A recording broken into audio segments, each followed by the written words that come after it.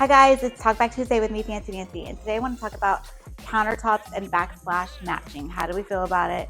I love how this looks. So it's the same as the quartz on the counters that they took up and ran up the walls.